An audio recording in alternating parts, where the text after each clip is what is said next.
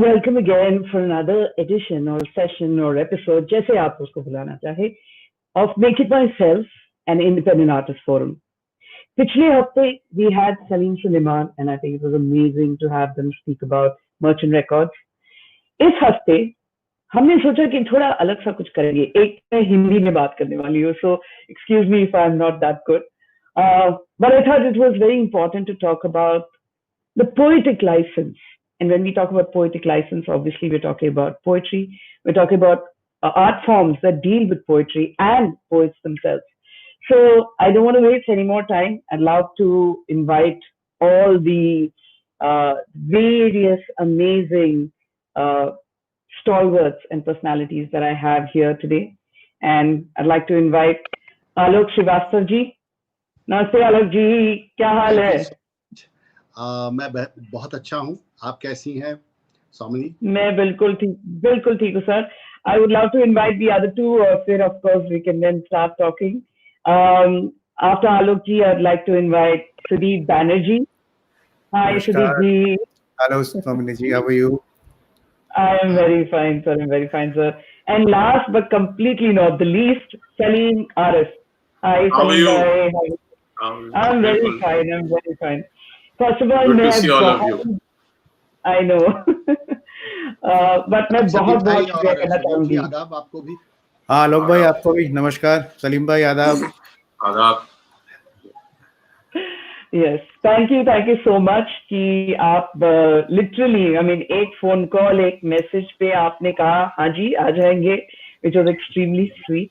और जैसे मैंने कहा, ये session was about the poetic license, right? And of course, when we talk about poetry, we don't just talk about poetry in terms of words. We talk about poetry in terms of melody. We talk about poetry in terms of theater. And each one of you, kind of encompass that. और मैं actually आप तीनों से एक करके request करूँगी कि थोड़ा अपना, journey हमें अगर brief में बता सकते हैं. आलोक जी, since A comes first, हम आपके साथ शुरू करेंगे. मेरी जर्नी आज बड़ी ये ब्लेस्ड भी हूँ मैं, और फॉर्चुनेटली मेरी जर्नी के जो one of two main personalities वो तो आपने यहाँ बिठा ही ली हैं, सलीम आरिफ साहब.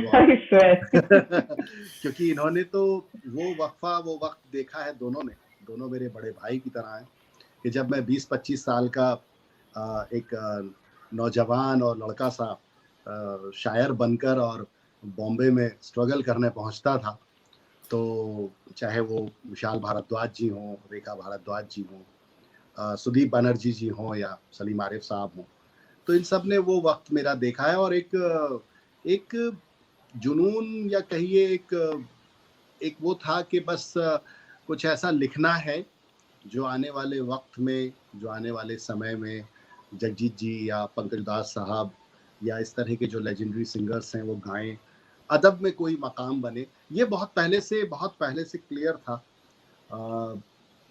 17-18 साल की उम्र से ये साफ था नज़रिया, क्योंकि जो फैमिली थी वो जाहिर है भोपाल और विदिशा और पूरा एक उर्दू का जो फ्रेगनेंस है, जो कल्चर है उसका, वो घर में पहले से वालिदैन के ज़रिए घर में था. तो ये तय हो चुका था कि ये जो अफसरान की जो फैमिली है, जिसमें मेरे तीनों भाई बड़े अफसर थे और माँ और पिता सब जो है वो प्रशासनिक सेवाओं में थे, एक मुझे ये धुन सवार थी कि मुझे राइटिंग करना है, राइटर बनना है.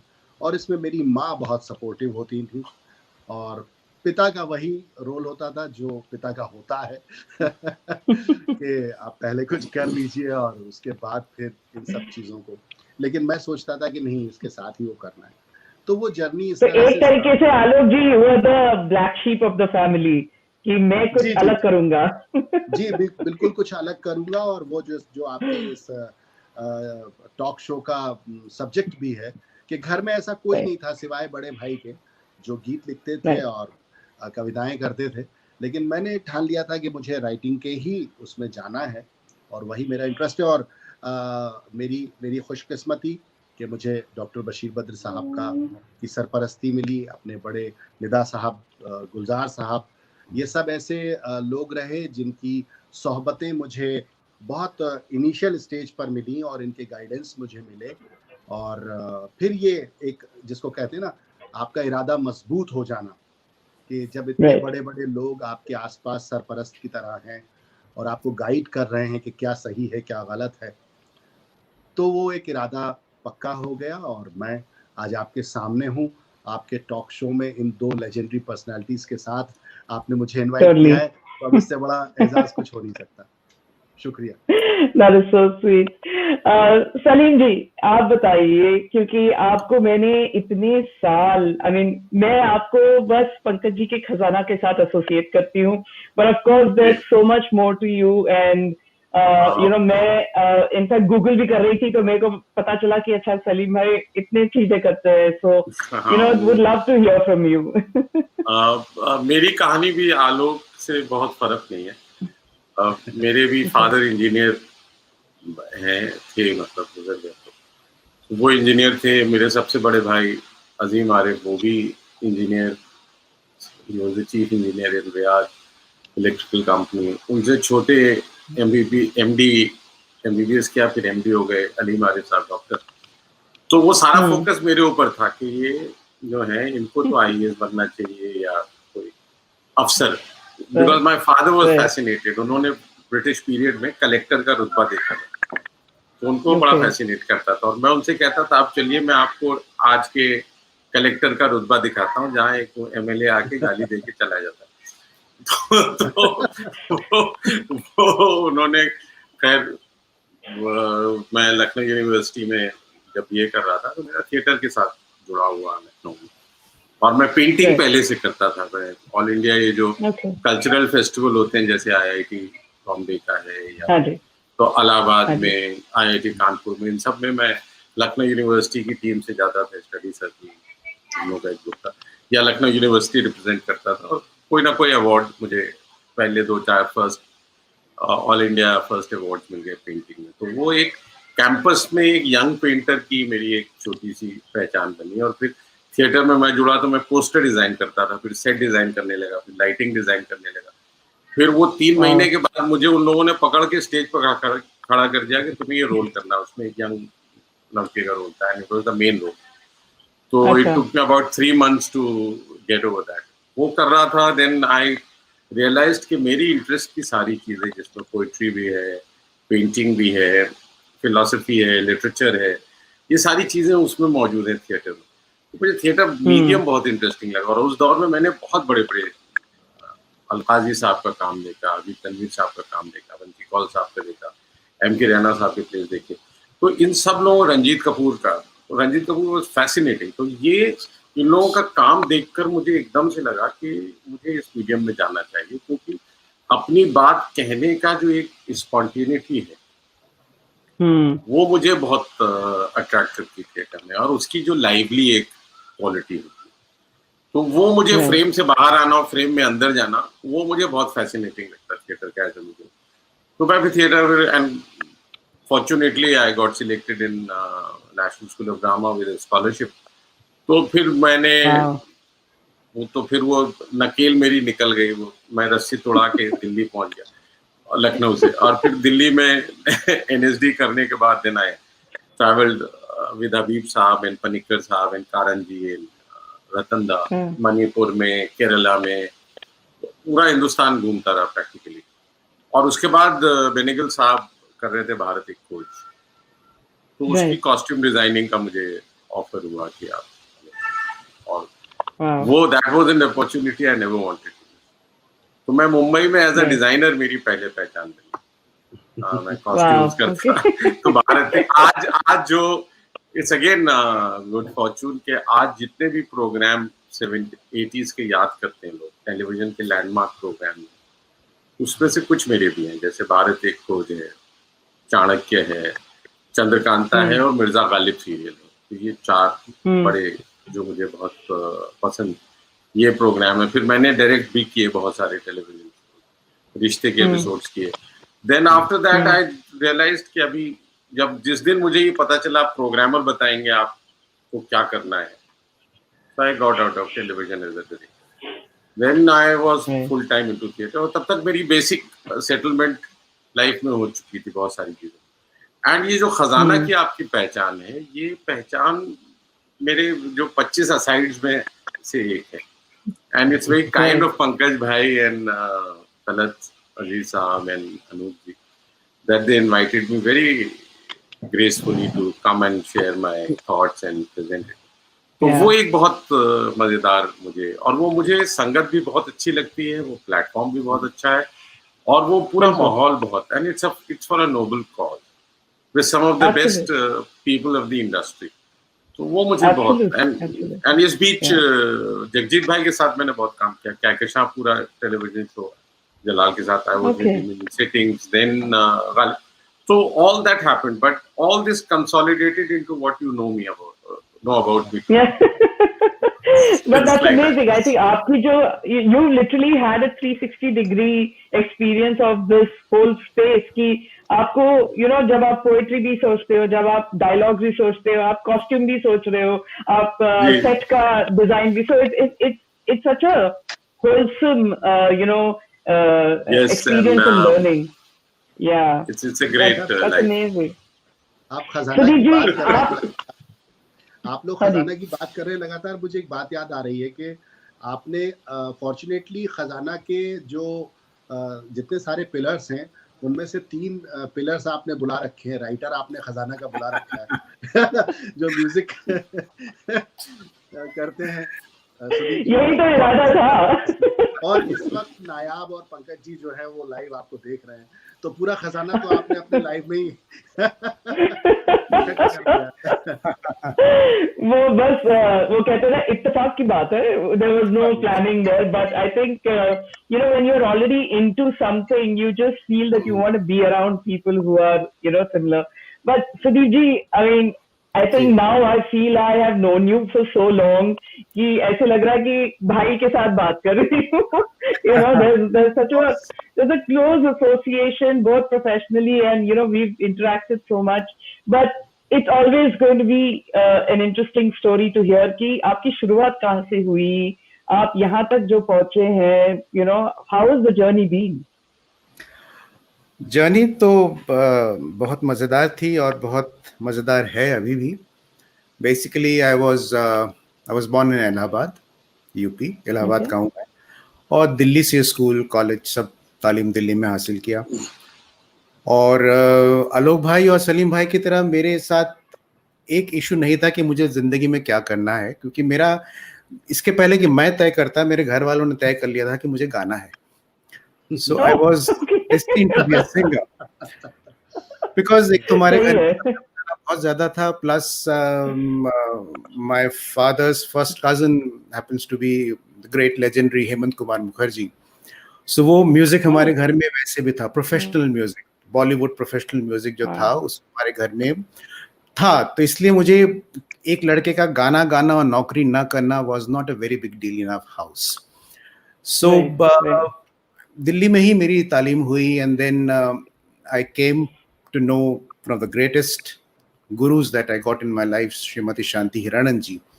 उनके थ्रू मुझे बेगम अख्तर घराने से ताल्लुकात मेरे बड़े, और I carry a legendary name behind me, Begum Akhtar, and this has been my motto in life for the last 20-25 years, to promote that kind of music, to promote traditional music, to promote good poetry. बेगम अख्तर और शांति जी की वजह से मैं गालिब के पास पहुंचा, मीर तकी मीर, जिगर मुरादाबादी, ये सब।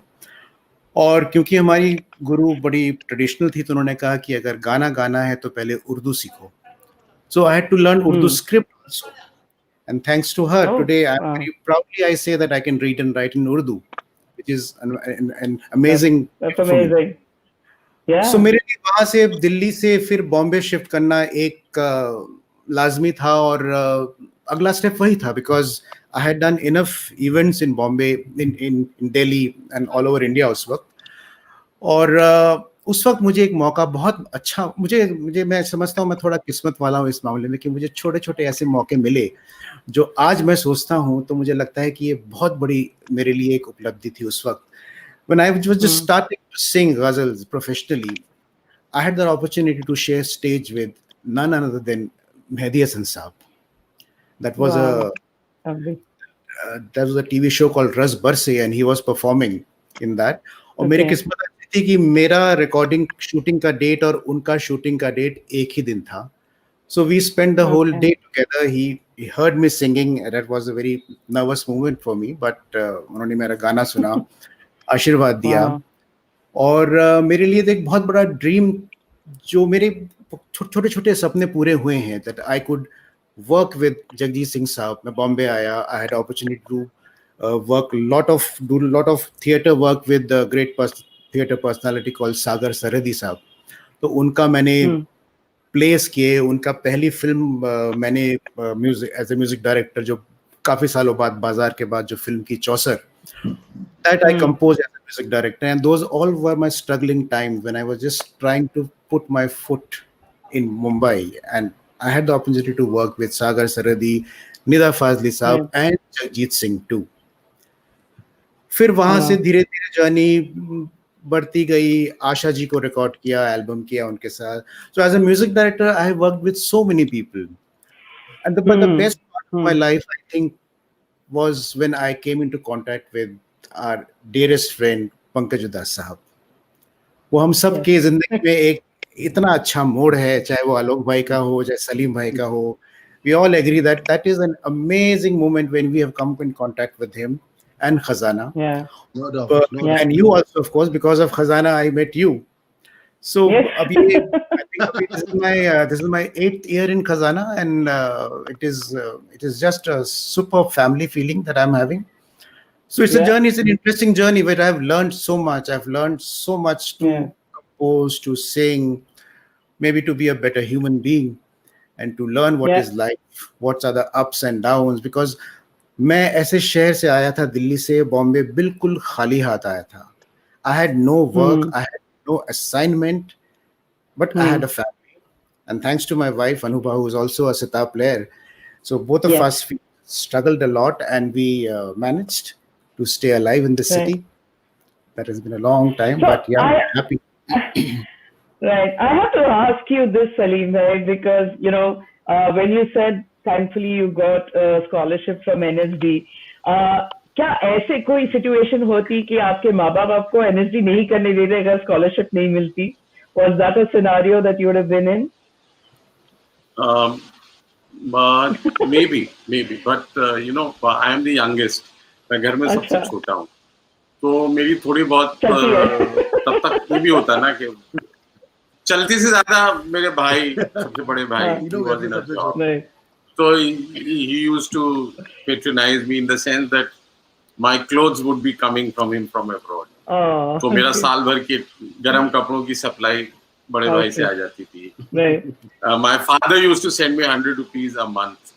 So from 350 of NSD and 100 of my father, I used to live like a prince. I have never lived that well because time ही नहीं होता था खर्चा करने का. We used to get about 4 days a month. उसमें भी off नहीं होता था, rehearsals होती थी, कुछ और होता था. So the only luxury we had was to go to Nathuz and have a rasmalai and whatever, or go to Nizamuddin or Chitli Khabar area and eat those non-veg food. आप बहुत अच्छी चीजें याद दिला रहे हैं. हाँ, तो मेरी वो दिल्ली में यही आप कर सकते, या प्रगति मैदान जाके फिल्म देख. उस वक्त 2 रुपए में टिकट मिलता था प्रगति मैदान, 40 पैसे बस के लगते थे, 30 पैसे लगते थे. So life was very, 60 पैसे में चाय मिलती थी. And so I'm saying that was the fine. Maybe fortunately my struggle was of a different kind. My struggle in life has been to do quality work. Fortunately, my struggle has not been that of survival, which has been a major thing. I think it's blessings of my parents. And also, like Sudeep was saying, fortunate to have met so many people who have played major role in my life. Mohan Maharishi ji, National School of Drama में, राम गोपाल बजाज साहब, या उसके बाद बाहर आए तो श्याम बेनेगल साहब, Gulzar Saab, Right. I met in Ghalib, and that association has continued till today, which is Yeah. a big umbrella on my head in Bombay, honestly speaking. And I have Right. to It's the mention biggest. here, I have to mention here कि सलीम भाई, with Salim bhai, I could work with Gulzar Saab, and together we have done amazing work. मतलब 4-5 साल हम लोगों ने इतना काम किया है, इतने अच्छे plays. गाने बने हैं. Sudeep has composed some very good songs. So I'm saying that emotional umbrella has been there. I was fortunate. लेकिन जो आप पूछ रही थी कि मैं साइकिल स्टैंड में रात में सोया नहीं सोया, मेरे पास खाने को नहीं होता था, ऐसा नहीं हुआ. मैं उसको रोमांटिसाइज भी नहीं करना चाहता हूँ स्ट्रगल को, इन द सेंस नहीं, जरूरत भी नहीं होनी चाहिए. हाँ, but I am saying there are stories. I know friends 7 साल तक काम नहीं था, 4 साल तक फोन नहीं आया, this that. We keep hearing. हर सक्सेसफुल, हमारे देश की समस्या ये है कि आदमी जब सक्सेसफुल हो जाता है तो वो अपनी वही चीजें याद करना चाहता है जो बुरा वक्त है. वो अच्छे वक्त नहीं याद करता है जब उसको किसी आदमी ने कोई सहारा दिया था या किसी आदमी ने उसको कोई काम दिया था. वो याद करता है, यार मैं 15 दिन तक भूखा बैठा था, मेरे पास कोई काम नहीं था, मैं साइकिल स्टैंड में सोया, मेरे साथ ये हुआ. तो वो anyway, that's a personal choice, but I'm saying so you're the one who actually looks at the glass half full and not half empty. Yeah, because even I've struggled, like my struggle in the sense that when I realized that I'm not going to control television as a medium, as a director or films. जब मैंने film शुरू की, फिर मुझे एहसास हुआ कि ये वो फिल्म तो बनेगी नहीं जो मैं बनाना चाह रहा हूँ, क्योंकि हीरो अपनी तरफ खींचता है, प्रोड्यूसर अपनी तरफ खींचता है, तो और मार्केट वाले कुछ और आपको बताते हैं. तो वो दौर था जब डायरेक्टर के अलावा सबको पता होता था कि क्या बनाना चाहिए. They were so sure about that subject कि वो वैसे ही बनाना चाहिए. तो प्रोड्यूसर का अपना ऐसे ना कि वो एक डायरेक्टर नाम के लिए ले लेते थे, जिसको एक बंदर है जिसको डमरू पे नचाया जा सके, तुम ये काट दो, ये गाना आइटम कर दो, ये. So all that I've seen commercial cinema as well. So I theater gave me that control, and fortunately whatever I need to say I could say, and of course I got support from. And again, with my good fortune, I've been lucky, you can say, I've been fortunate, you can say, or I worked for it, you can say, or I deserved it, you can say. I don't know. It depends on how you look at it. Nice. But I got it. Like Bharat ek coach fell in my lap. Right. Alok ji, I wanted to ask you, आप obviously, poet बनना चाहते थे और बन चुके हैं, और you've been you are a successful poet. But you also worked as a journalist with Aaj Tak, right? And अभी भी आपकी association है Aaj Tak. Is this something कि was it something that you did because you had to have a day job, or it was something like वो भी आपकी hobby थी कि आप journalist बनना चाहते थे, और उसमें what was the reason to have like a dual career in that sense? देखिए, मैं पहले तो यहाँ करेक्ट कर दूं कि अब मैं उस जॉब में इसलिए नहीं हूँ कि अब जो मैं करना चाहता था वो पूरी तरह से वही कर रहा हूँ. तो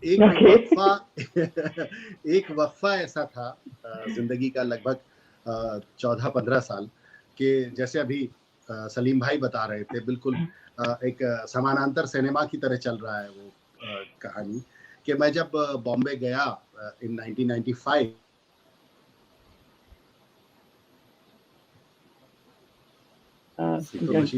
आलोक जी का कनेक्शन, हाँ जी, क्योंकि डॉक्टर बशीर बद्र साहब के रेफरेंस से गया था, तो विशाल भाई के घर पे रहा, सुदीप जी से मिलता रहता था बीच बीच में, और कुछ काम हुआ, कुछ हंसल मेहता जी के लिए सीरियल वगैरह किया, और वो दौर ऐसा दौर था कि जहां आपको बहुत दिन बाद राइटिंग मिलती थी, तो उसी हिसाब से फिर पैसा मिलता था.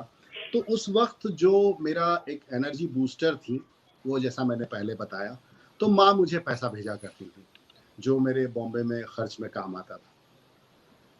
और अनफॉर्चुनेटली 97 में जब वो एक्सपायर हो गई, उनका इंतकाल हो गया, तब फिर थोड़ी सी अनइजीनेस होने लगी कि अब कैसे होगा, क्या होगा.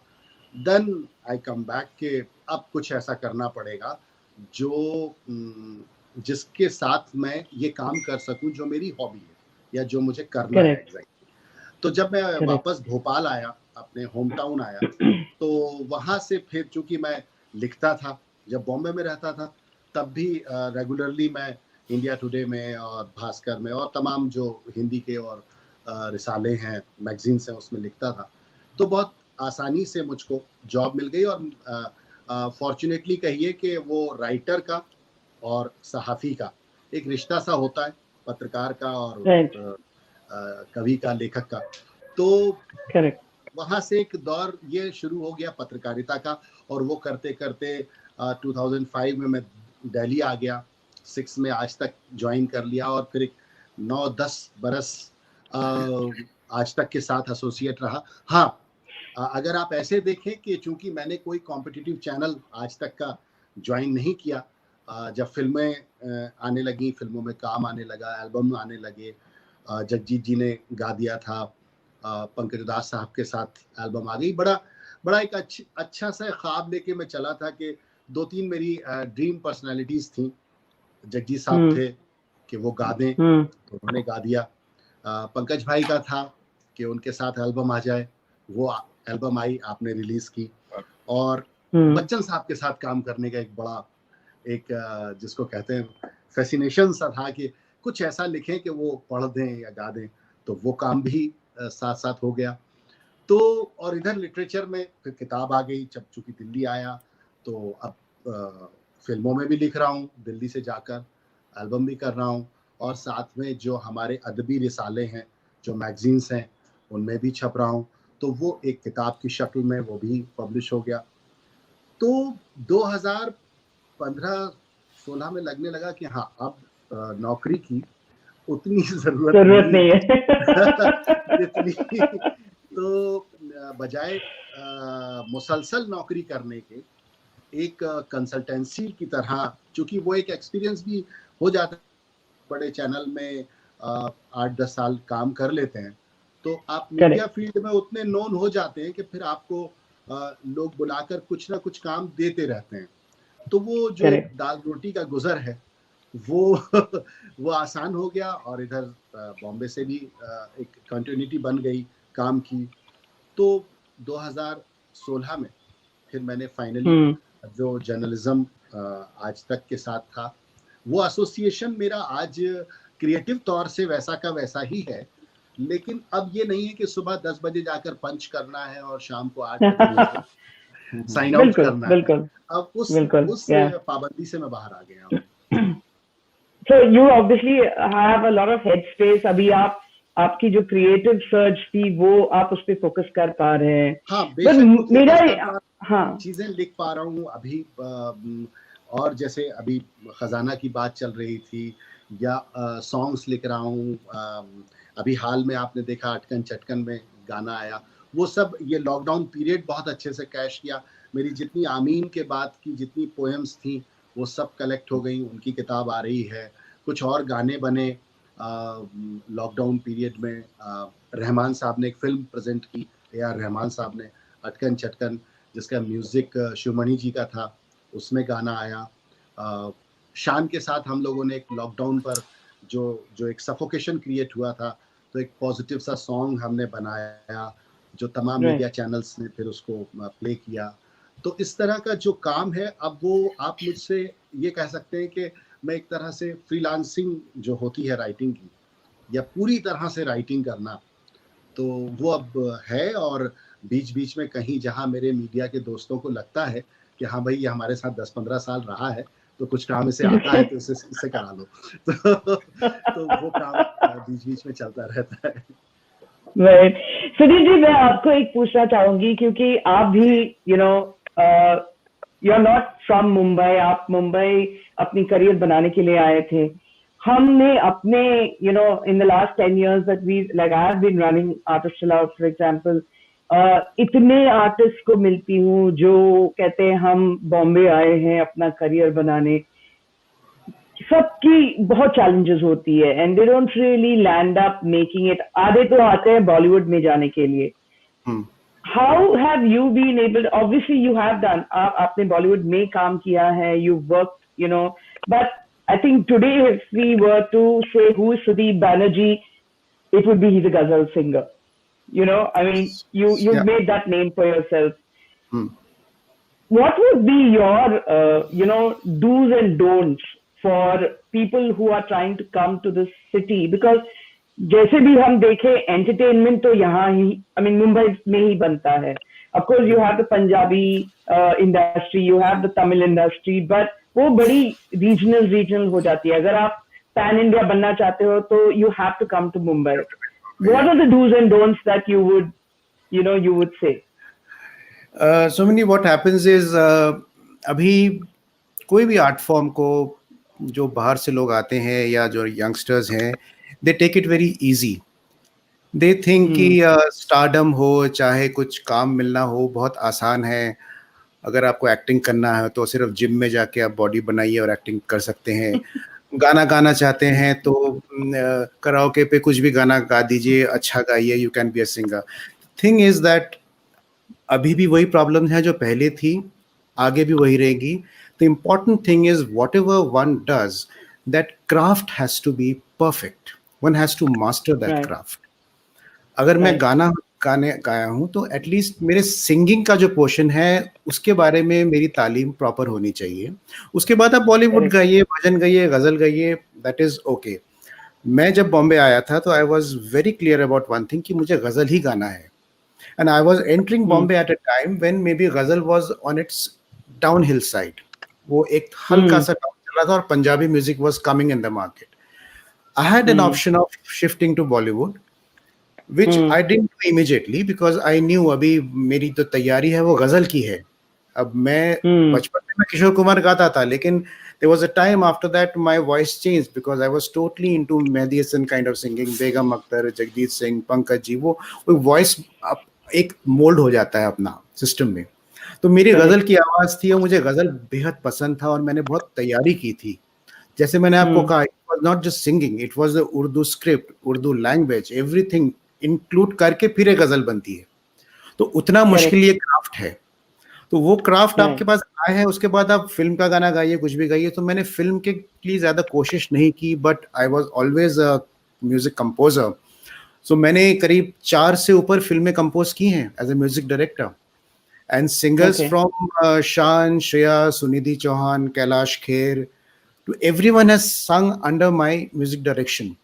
आशा जी ने भी गाया है, जगजीत जी ने भी गाया है अंडर माय म्यूजिक डायरेक्शन. सो लेकिन वो मेरा क्राफ्ट था, मैंने तैयारी की थी, मैंने म्यूजिक कंपोज करना भी सीखा है, अरेंज करना भी सीखा है, गाना भी सीखा. तो मेरा नए जो बच्चे आ रहे हैं उनसे यही कहना है कि it is, I mean, it's a very difficult proposition to come to this city and start working. Overnight कुछ नहीं होता. और ओवरनाइट होता भी है तो उसके साथ होता है जिसका क्राफ्ट परफेक्ट हो. कुछ भी गाए, कुछ भी करे, एटलीस्ट कहीं तो एक मेहनत करके दिखे कि हाँ आप इस चीज में अच्छे हैं.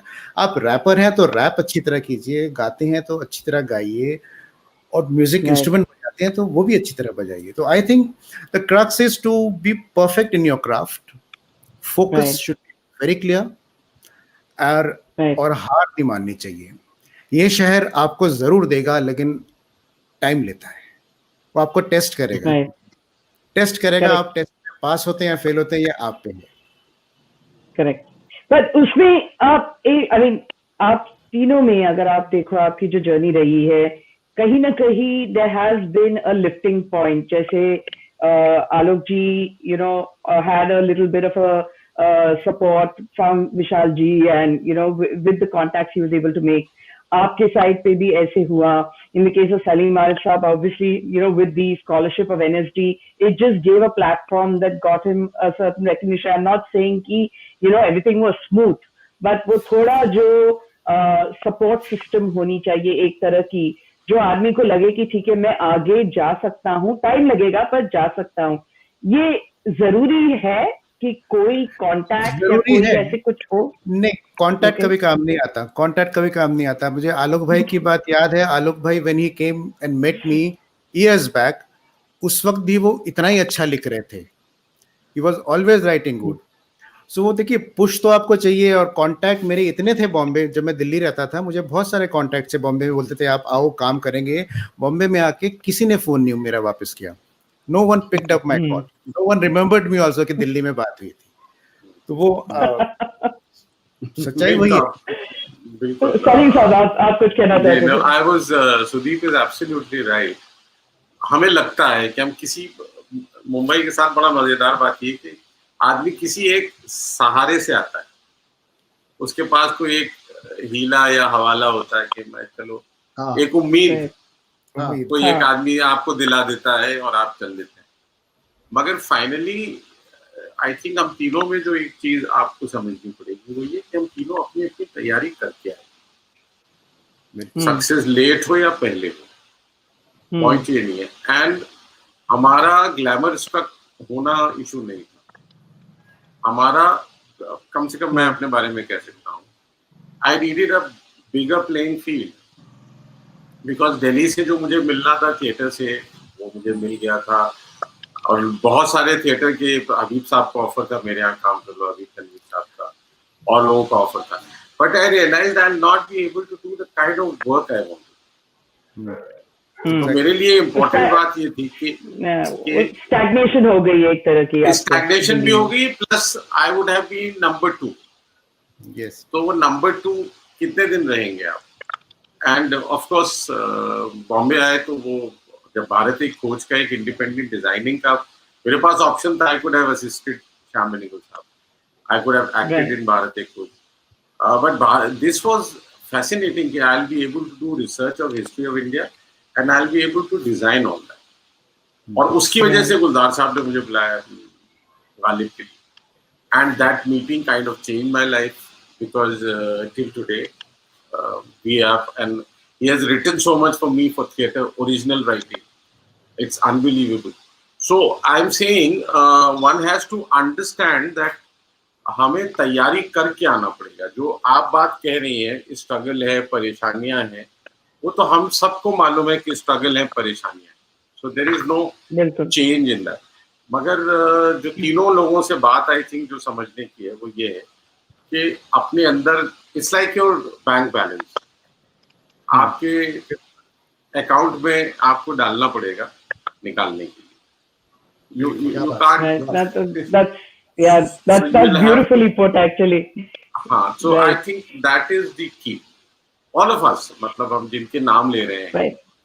जगजीत भाई का स्ट्रगल था, पंकज भाई का दूसरी तरह का स्ट्रगल था, ये स्ट्रगल क्वालिटी काम का था, सर्वाइवल का इशू नहीं था। सर्वाइव तो कहीं भी कर सकते, बिकॉज उतना टैलेंट तो तैयारी थी।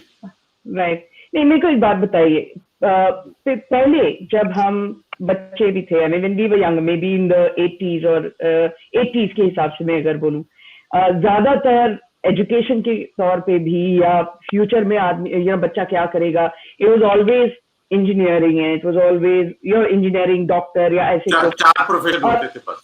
हाँ, 4 प्रोफेशन होते थे। अभी आप देखो तो हमारे अभी जैसे मेरे 2 बच्चे हैं, एक 17 साल की है, एक 13 साल का है। मेरा तो बेटा फॉर एग्जाम्पल कहता है मेरे को पढ़ाई नहीं करनी है, मेरे को गेमिंग करनी है। तो अभी आप अगर देखो बच्चों को इतनी अपॉर्चुनिटीज हो गई है जो क्रिएटिव आर्ट्स में है।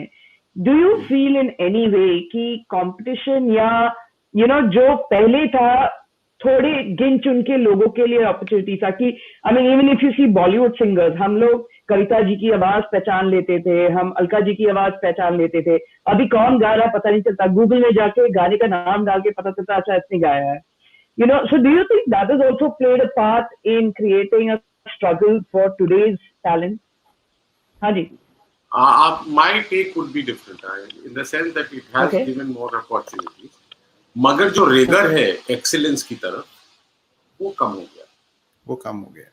मिसाल के तौर पे because machines are there to kind of, अभी जैसे डिजिटल फोटोग्राफी, तो अब डिजिटल फोटोग्राफी में सिनेमेटोग्राफर की बहुत ज्यादा जानकारी बहुत इंपॉर्टेंट नहीं रहेगी, बिकॉज जो आपको दिख रहा है वो ऑन स्क्रीन आ जाएगा, which was not the case when we were working in film. तो वो कितने लैटिट्यूड होगा, कितनी लाइट होगी, it was a science. So अभी ये मेड इजी हो गया है, उसके साथ रिगर भी निकल गया। I think the sad part is that since I teach at Whistling Woods, I share my knowledge with students there.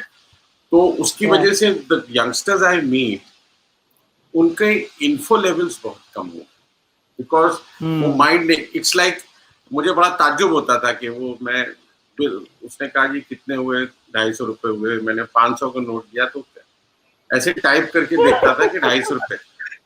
And I used to wonder कि भाई ये तो यार कमाल की जहालत है, मतलब हमको पहाड़िया बचपन में गिनतियां याद थी, हमको आज भी मेंटल मैथ्स ओरल एक कर लेता हूँ मैं कह रहा हूँ ये 95 रुपए लेने, 5 रुपए वापस करने के लिए क्या टाइप कर रहा था।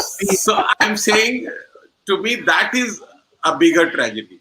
जैसे सिंगिंग में क्या पॉजिटिव्स है, ये भी हो गया ना कि जैसे सिंगर आता है जब गाता है उसको पता है कि अगर वो थोड़ा सा सुर से खराब हो जाए तो ऑटो ट्यून वगैरह लगा के वो मैनेज हो जाएगा।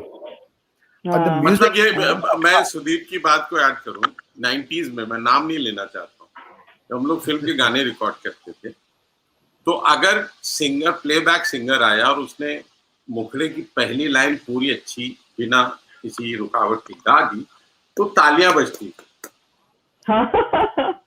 अरे क्या बात है, तो अरे एक टेक में गा दिया। जबकि लता जी ने माचिस के 3 गाने एक दिन में गाए, पानी पानी रे और ये याद ना आए कोई और तुम गए सब, वेस्टर्न आउटडोर आए, she knocked it off in 5 hours, 3 songs. So वो केक तैयारी है। So I'm just saying कि वो रिगर जो है ना, सक्सेस है, रिकॉग्निशन है, और यही वजह है कि वो रिगर निकल जाने से इंडिविजुअलिटी खत्म हो गई। नहीं, पर उस बात पे एक्चुअली देखो सलीम भाई, अगर आप उस जनरेशन में थे जहाँ पे आप एनालॉग से डिजिटल में इंट्रोड्यूस हुए हैं तो समझ में आता है कि आप अपने एनालॉग का जो स्टाइल है उसको छोड़ के डिजिटल का बेनिफिट्स यूज कर रहे हो। लेकिन कुछ इस जनरेशन को अगर आप देखोगे, द 20s, द मिलेनियल्स, उनको तो डिजिटल के अलावा कुछ पता ही नहीं है। So the point which should have been a big advantage, you see. I don't know. I understand that because you see, I look at it like this, that अगर मेरे पास कैलकुलेटर है और ये फैसिलिटी फ्लॉलेस है तो मैं बच्चे का टाइम क्यों वेस्ट करूंगा पहाड़ी याद कराने, जो हमें संटी मार मार के फर्श पे बिठा के टीचर याद कराता था। Because you don't need, honestly speaking, you don't need, I'm being very serious, अब हंसी लगती है, लेकिन मैं ये कह रहा हूँ कि 5 साल आपकी उम्र के गुजर जाते थे। पहला काम बच्चे को सामने खड़ा करके, मेरे साथ तो नहीं हुआ लेकिन मुझे बड़ा अजीब लगता था कि किसी से भी मिलने जाओ तो 4 साल के बच्चे को खड़ा करके पहाड़ा सुनवाते थे या जो पहली पोएम उसने याद की थी। तो वो जो मैं कह रहा हूँ, ये बच्चे इस मामले में बड़े फॉर्चुनेट हैं that they don't have to go through all that. So life has become much easier for them. हाँ, मुझे अच्छा लगता है। And easier हो गया, this is how life should progress. उसमें ये भी हुआ प्रॉब्लम कि इजी होने की वजह से उनकी जो मेहनत करने की एक आदत तो थी वो खत्म हो गई है। सिर्फ स्पोर्ट्स में है, खेल में है जहाँ रिगर बढ़ा है, खेल में है, right? क्रिकेट में for instance. Alok ji, tell me this, because for someone who's written poetry, who continues to write and has built a career around it, today आप देखोगे, अगर आप YouTube पे जाओगे, there is a IP called Commune that has started something called Spoken, which is only for poets and literary work. How do you think, जब आप when you were trying to get into this profession, आपको कभी ऐसे लगा कि नहीं बहुत लोग हैं, बहुत प्लेयर्स हैं, मुझे कहाँ मौका मिलेगा? आज के बच्चों को वैसे डर है? What is your thought on this? नहीं, देखिए, मेरे समय में ऐसा हुआ कि जब मैंने ये सोचा कि मुझे पोएट्री करनी है या राइटर बनना है, तो मेरे आसपास फॉर्चुनेटली ऐसे लोग थे। मैं भोपाल में था तो डॉक्टर बशीर बद्र साहब थे, मैं बॉम्बे आता था तो विशाल भाई के थ्रू या सलीम भाई के ज़रिए या इन सब के साथ गुलजार साहब थे, निदा फाजली साहब पर मैंने 97 में उनकी बुक एडिट कर दी थी, अली सरदार जाफरी साहब की नई दुनिया को सलाम मैंने एडिट कर दी थी इन 1998, और बशीर बद्र साहब की खुद की किताब। तो वो जो एक मेरा वाला जो वक्त था, जो मिड 90s का जो वक्त था मेरा, उसमें मैं कहीं से मुझे ये फियर नहीं था और बड़ा क्लियर था कि इन सब के बीच में मैं हूँ तो मुझे एक बेहतर गाइडेंस मिलेगा, एक बेहतर माहौल मिलेगा। और वो जो बाहर माहौल था, कमोवेश वही माहौल मेरे घर में भी था। थोड़ा सा फादर का था कि नहीं, चूंकि तीनों भाई सब क्लास 1 ऑफिसर्स थे, माँ खुद एसडीएम थी, फादर डायरेक्टर ऑफ एग्रीकल्चर थे, तो वो फादर का एक था कि नहीं, ये कहाँ एक तरफ ट्रैक से बाहर जा रहा है, इसको भी ट्रैक में लाना है। तो अलावा उस, अच्छा, और वही फियर भी था मेरा, वही एक डर था। तो जैसे ही वालिद का इंतकाल हुआ तो माँ ने सबसे पहला जो था कि वो जंजीर मेरी खोली और कहा कि अब तुमको जो करना है करो। और तब तक मेरा ग्रेजुएशन वगैरह भी क्लियर हो गया था। अब मैं ये, हाँ, लेकिन उस वक्त ये था कि ये जो सारे लोग जो मैं नाम ले रहा हूँ आपसे, मेरे उस्ताद भोपाल में गोविंद आर्य निषाद साहब, ये सब लोग शुद्धतावादी लोग थे। वही जो सलीम भाई अभी बात कह रहे थे कि जो संटी मार मार के सिखाने वाले लोग थे। आप इनके सामने एक जुमला, गजल का शेर तो बहुत बड़ी बात है, आप एक जुमला भी कमजोर नहीं कह सकते या ना। तो वो जो एक फियर था, उस फियर ने बहुत सिखाया, उस डर ने बहुत सिखाया कि हमको इनके सामने बोलना है तो किस तरह बोलना है। गजल तो बहुत बात की बात थी, हमें मुंह कैसे खोलना है, हमें बात कैसे करनी है, हमें सबसे पहले तो ये सलीका। और मैं बड़ा फॉर्चुनेट रहा कि मेरे आसपास ये सोहबतें, ये माहौल 15, 16, 17 बरस की उम्र से पहले माँ और पिता के तौर पे और फिर बाहर इन सब लोगों की तरफ से मुझे वो पूरा का पूरा एक कल्चर मिला, जिस कल्चर ने मेरे पोएट को एज दी, उम्र दी और हौसला दिया। मुझे लगता है अब कट टू 2010, जो उसके बाद जो सोशल मीडिया के पोएट्स आ रहे हैं और जो सोशल मीडिया के जरिए हमने पढ़ा। यस, मैं ये भी बता दूं कि जब मैं वापस आया तो जब मैंने डॉक्टर साहब से बोला कि वहाँ मैं कुछ वक्त कर पाया और उसके बाद मुझे कुछ स्कोप उस तरह का नहीं दिख रहा था कि मैं वहाँ सरवाइव कर पाता। और साइकिल स्टैंड पर सोने वाली जो है वो मेरी वो नहीं थी कि मैं कहीं प्लेटफॉर्म पर या रात बिताऊं। तो जहाँ मुझे जाना था मैं जाता था, बीच में काम करता था, वापस चला आता था। और भोपाल से दिल्ली की और बॉम्बे की कनेक्टिविटी ऐसी ख़राब भी नहीं थी कि मैं ओवरनाइट जर्नी करके जाता था और काम करके वापस आ जाता था। तो जब लौट कर आया तो यहाँ भी जैसे वो डॉक्टर साहब का एक शेर है, बशीर बद्र साहब का, कि हम भी दरिया हैं, हमें अपना हुनर मालूम है, जिस तरफ भी चल पड़ेंगे रास्ता हो जाएगा। तो यहाँ आया तो फिर वो सारी तालीम और मुकम्मल की और तैयारी की और पोटेंशियल के साथ कि अब जब मैं थोड़े वक्फे के लिए भी जाऊं तो मुझे वो रिग्रेट नहीं होना चाहिए कि जैसे आज सुदीप जी कह रहे हैं या सलीम भाई कह रहे हैं कि हम लोग तैयारी के साथ। तो मैंने यहाँ आकर, वापस आकर अपने होम टाउन अपनी तैयारी मुकम्मल की जो अधूरी छूट गई थी किसी वजह से, और उसमें मैंने वक्त दिया। जो स्ट्रगल का टाइम बचा उसको मैंने लिटरेचर में लगाया, तो किताबें आई और जैसा मैंने आपको अभी जिक्र किया, पढ़ा, पूरा अपना क्लासिक्स पढ़े, जो भी हिंदी उर्दू के क्लासिक्स हैं उनको पढ़ा, अपनी पोइट्री पढ़ी, जो मेरे कंटेम्प्रेरी हैं उनको पढ़ा, जो मेरे टाइम के सीनियर्स हैं उनको पढ़ा, किस तरह से लैंग्वेज बन रही है।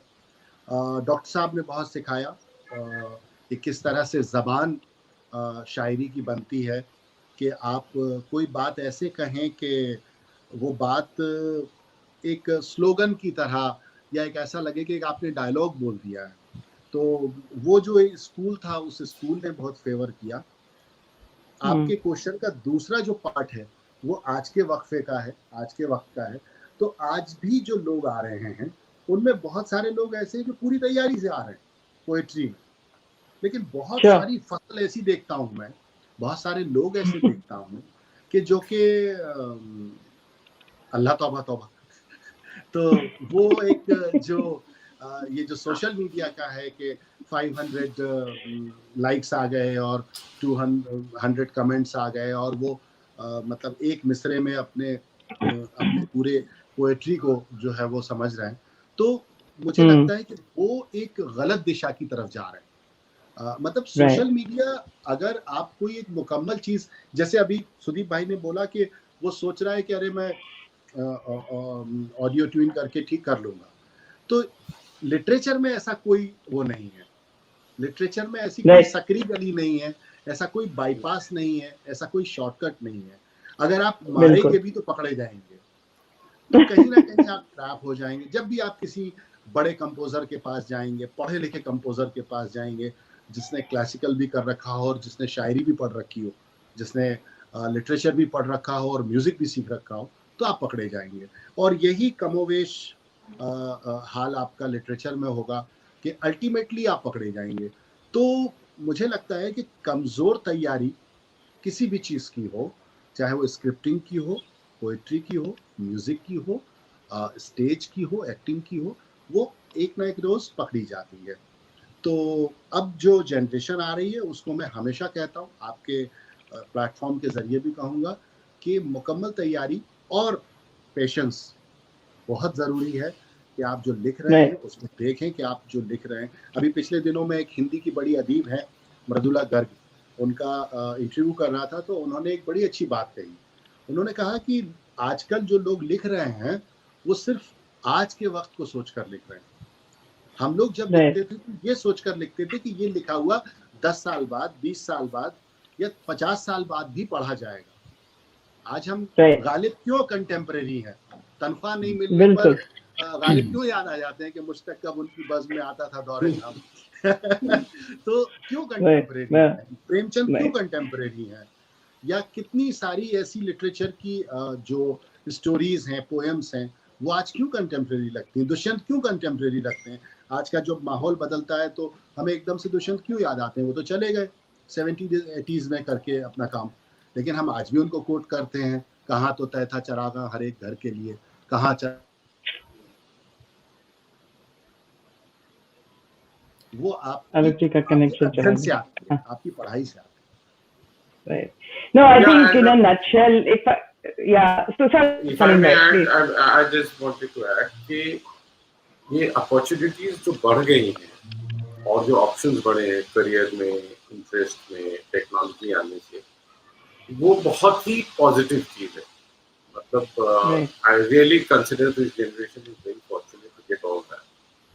हमें कोई रिग्रेट नहीं है, हमें नहीं मिला, लेकिन उसके साथ साथ जो चीजें जा रही हैं, जैसे ज़बान की बात अभी आलोक कर रहे थे, तो मुझे उसी से ख्याल आया कि हमारा बहुत बड़ा जो विरसा था, विरासत हमारी जो ज़बान की थी, वो जा रही है। हमारे आज पब्लिक डिस्कोर्स की लैंग्वेज, आज हमारे OTT प्लेटफॉर्म की लैंग्वेज, आज हमारे डायलॉग, रियलिज्म के नाम पर आप सब चीजें, आर्टिस्ट का काम क्या है, जिंदगी में बहुत सारी चीजें, आप उसमें से कोई चीज चुन के रखते हैं ना, डिस्क्रिप्शन तो होता है, चॉइस तो होती है।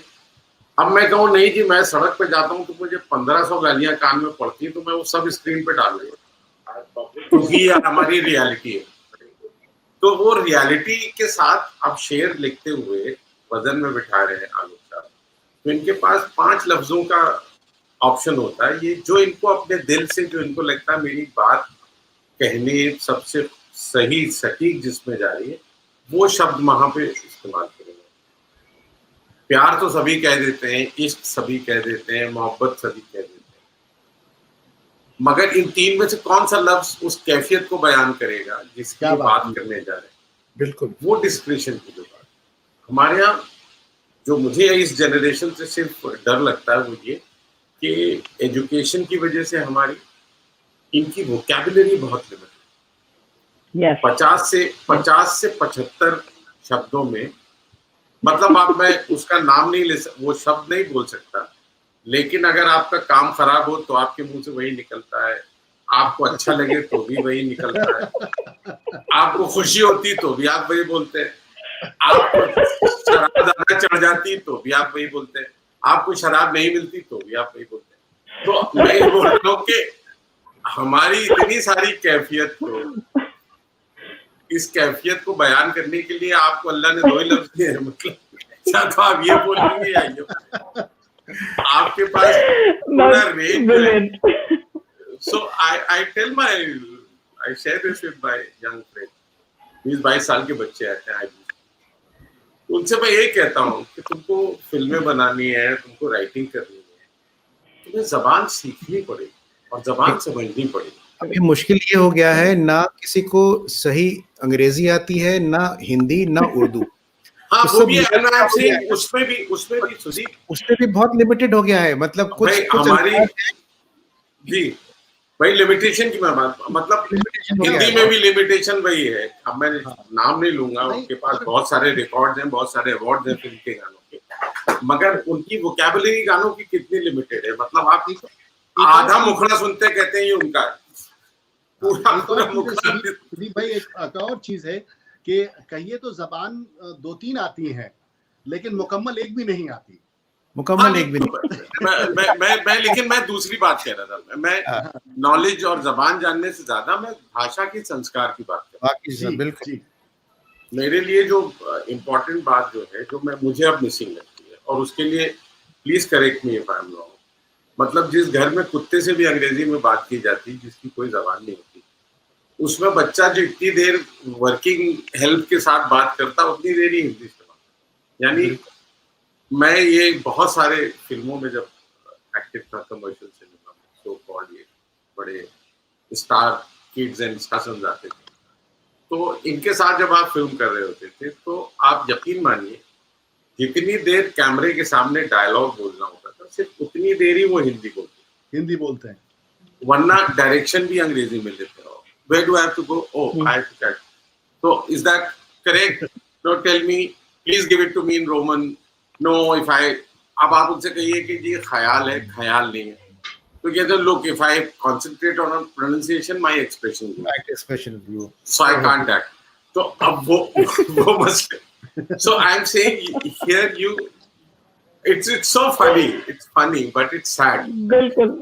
No, yeah, I get it. I completely get it. मुझे सिर्फ डर ये लगता है, और मैं ये डर सिर्फ ये कि हमारा जो भाषा, जो जिसकी बात आलोक कर रहे थे, जो सुदीप कर रहे थे, कि इनसे कहा पहले आप जबान सीखिए, उर्दू सीखिए। मैं I'm not talking of language in an academic sense. I'm talking of language as a आपका जिसे कहना चाहिए धरोहर है या विरासत है, जो आपकी हेरिटेज है। Language as part of your heritage, as part of your collective consciousness. मेरा ये कहना है कि अगर आपकी अगर नॉर्मल लाइफ है, अगर आप एंटरटेनमेंट इंडस्ट्री में नहीं है और आपकी भाषा खराब है, तो फिर भी चलेगा। लेकिन अगर आप एंटरटेनमेंट इंडस्ट्री में आना चाहते हैं, गाना चाहते हैं, सपोज अगर मैं एज अ सिंगर बात करता हूँ, गाना चाहता हूँ अगर, तो सबसे पहले भाषा है, भाषा के बाद सुर है। आलोक भाई की तरह का कोई पोएट बनना चाहता है, तो सबसे पहले उस लैंग्वेज की पकड़ होगी, तभी तो अल्फाज आएंगे। और संस्कार चाहिए। देखो, language knowledge is one thing, but जो बात कहने की जो बात है ना, हाँ, जो अदा है या इत्तेफाक, आप जो लहजा है, वो लहजा बनता कहाँ से? संस्कार से बनता नहीं। और मुझे ये भी लगता है कि जो गालिब की हम बात करते हैं या और दूसरों की बात, मुझे लगता है कि लैंग्वेज अच्छी तरह आता है तो लहजे के साथ संस्कार भी उसमें अपने आप आएगा। हाँ, बट वो शऊर का हिस्सा। देखो, बहुत बारीक फर्क है। वो बहुत बारीक बात है जो सलीम भाई कह रहे हैं। मुझे लगता है वो जानकारी एक चीज है, जानकारी एक चीज है, लेकिन जो शऊर है, जो कॉन्शियसनेस है, मैं उस कॉन्शियसनेस की बात कर रहा हूँ, जहां पर आपको, जैसा आलोक कह रहे थे कि इन बुजुर्गों से बात करने का लहजा तो आना चाहिए, कि मैं बशीर बद्र साहब के सामने मुंह खोलूं तो कोई बेजा बात ना निकल जाए, या ये ना कहिए किसको ले आए भाई। आप मुझे याद है, आप इट्स सेम विद एवरीवन। हम जाते हैं किसी बड़े, जब मैं श्याम बेनीगल साहब को पहली बार मिलने गया, तो श्याम बेनीगल साहब मेरे लिए एक बहुत बड़ी फिगर, में देख के फिल्म में बड़ा हुआ, एक huge big name, and to sit him across and talk to him, तो मुझे लग रहा था कि मैं कैसे इंट्रोड्यूस करूं, पर उन्होंने मेरा काम आसान कर दिया। जब मैं गुलजार साहब से मिलने गया, पहली मुलाकात, तो मुझे तो वो सारे गाने और वो 18 फिल्में याद आ रही थी और उनके सीन्स याद आ रहे थे और उनकी वो शख्सियत याद आ रही थी कि और उनके बारे में जितना पढ़ा था जाना था, तो वो सारा बैगेज लेके मैं गया। पंकज भाई से मिला पहली बार, तो I am saying when you meet these people, Jagjit भाई से मिला, इट्स देयर कंफर्ट लेवल जो हमको कंफर्टेबल कर। अदरवाइज जैसे इंटरव्यू में कहते ना कि आप बेटा नर्वस मत हो, वो कह के आपको नर्वस कर so एक वो भी एटीट्यूड है, but so I am just talking of that संस्कार की। Yeah, so I just wanted to read out some really lovely messages. मैं तो कह रही हूँ ये पहला सेशन है जिसमें इतने messages लोगों ने भेजा है. To start with is Nayab Udas, and we all know who she is. And so sweetly she's saying, all stalwarts and all my favorite people, hello to all. फिर यूसुफ एब्राहम ने लिखा है आदाब, such a beautiful महफिल. Deepali Sumaya Date, hi Deepali. She's written, nice to see everyone, wonderful महफिल. Yusuf Abraham he says he's a fan of Sudeep Banerjee. Then there is Ashish Narayan Tripathi who says, Sudeep bhai, आपको सुनना हमेशा सुखद होता है. How sweet. Then Zafar Nabi has said, very nice. Pradeep Dev Narayan has said, Namaskar Sudeep ji. फिर आनंद Prajapati has said, सही बात बता रहे हैं आलोक जी, जो आप basically 2000 अभी के जो टैलेंट के बारे में आप बात कर रहे थे. Then Murad Ali Khan is saying, माशाअल्लाह सभी को मेरा निहायती अदाब के साथ सलाम आलोक भाई. So sweet. And he said this to all of us, Alok bhai, Sudeep bhai, Salim Arif bhai and Soumini ji. Alok Shiva, अच्छा ये तो आपने खुद लिखा है आलोक जी. मुराद अली खान भाई जिंदाबाद. ओके. और गौरव गुलाटी ने कहा है बहुत अच्छे, kept me spellbound, all great artists and good anchor. How sweet. Thank you Gaurav. We've had a beautiful session, लेकिन ये फाइनल जो मैं हर गेस्ट को पूछती हूँ, ये कहे बिना मैं एंड नहीं कर सकती हूँ. तो Alok ji, to start with you, what does make it myself mean to you? ये जो टाइटल है ये प्रोग्राम का, make it myself, how would you define it? मुझे तो मैं ये कहूँगा कि मुझे मेरे बुजुर्गों की शफकत ने बनाया और मेरी एक जिद कि मुझे कुछ अलग मुख्तलिफ करना है, इसने बनाया. और इसमें वापस मैं वहीं जाऊंगा कि मेरा अपना एक शेर है कि असर बुजुर्गों की नेमतों का अंदर से झांकता है.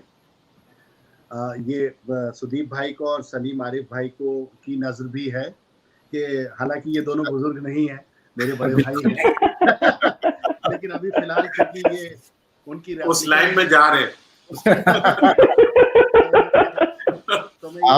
आप छोटा होने का फायदा उठा रहे हैं. अभी हम लोग वेटिंग लाउंज में हैं. तो बस वो ये शेर है कि असर बुजुर्गों की नेमतों का हमारे अंदर से झांकता है, पुरानी नदियों का मीठा पानी नए समंदर से झांकता है. तो हम अपने बड़ों, अपने बुजुर्गों के पदचिन्हों पर चलते हुए उनके गाइडेंस को अगर थोड़ा बहुत भी हम अपनी शख्सियत में, अपने काम में रिफ्लेक्ट कर देंगे, तो ये मैं समझता हूँ मैं बन गया, बस यही कहूँगा. Lovely. Sudeep ji, how would you define make it myself? Make it myself, I would say focus, practice and keep on learning. और मैं थोड़ा सा पुराना ख्यालात को इस मामले में, I always like to keep my traditions alive. और जब तक मेरे ट्रेडिशंस मेरे पुख्ता नहीं होते तो मैं आगे नहीं चल पाता. मेरा म्यूज़िक, बेगम अख्तर ट्रेडिशन जो है, मेरे पेरेंट्स, मेरी फैमिली, जब तक ये मेरे साथ नहीं है तब तक मैं आगे नहीं चल सकता. तो I would say tradition alive for me is very important, and most important, B original. try to be original at least. It is difficult, but be Right. original. उसका मजा ही अलग है. बिल्कुल This बिल्कुल. is what I would say. Salim bhai, as I said, last but never the least. So, No, how no. would you define Make It Myself? Make it myself to me would be, you have to nurture and nourish yourself. I think the important thing for anybody to understand is that there is no limit to nourishing or nurturing yourself. And all the great people I've worked with, you name them, and like Pancham Da, in charge of Agivardhan, he had this tremendous ability to nourish a song, to nurture a song. वो 2 line लेकर, Madan Mohan ji also, they would take 2 lines and sing around that, and then the song would evolve and take.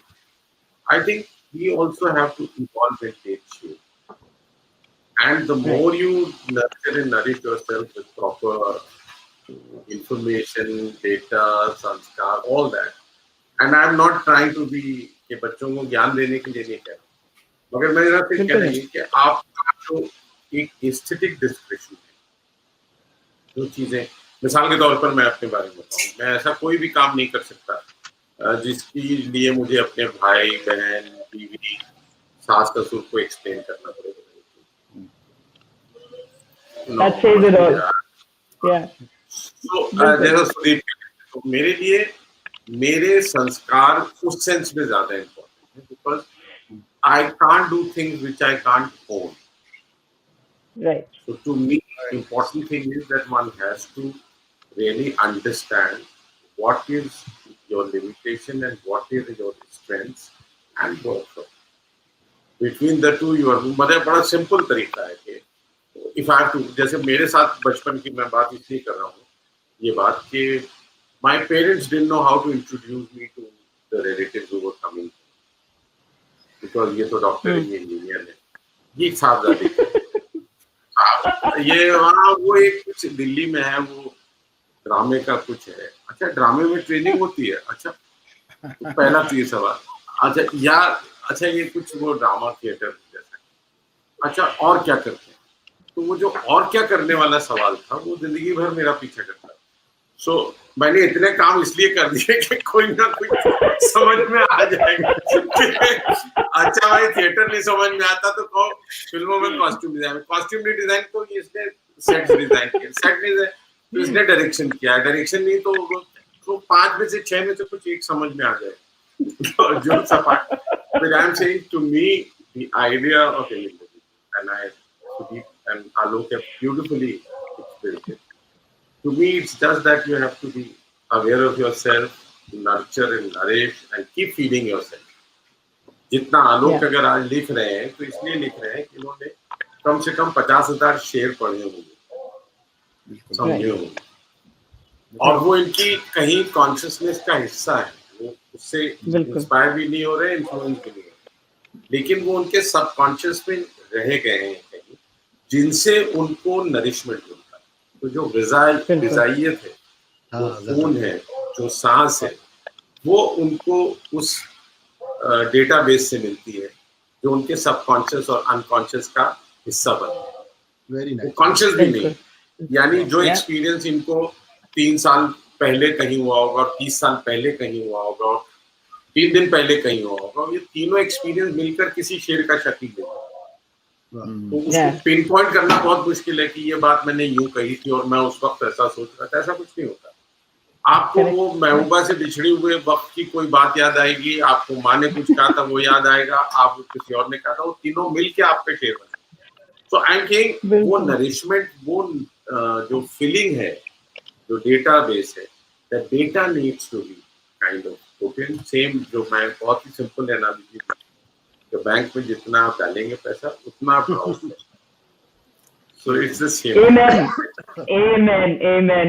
Thank you so much. बहुत ही बढ़िया session रहा. मैं तो actually मैं बात कर ही जा सकती थी, but I think आप लोग भी बोलेंगे अभी बहुत हो गया.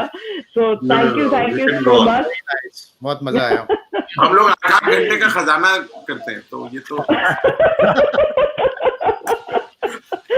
Thank you so much, and I really feel grateful for all the people who've left their messages, and hope to see you soon again. And Sudeep ji, Yes. I'll see you. Thank you so much. We'll see you soon. Lovely, Thank you. Bye, lovely Alok ji. Thank you. connecting with all of you. मजा आ गया आलोक भाई, सुदीप जी, and all. Thank you so much. Thank you. मिलते हैं. Bye bye. Thank you. Bye, Bye-bye. bye. Bye. Bye.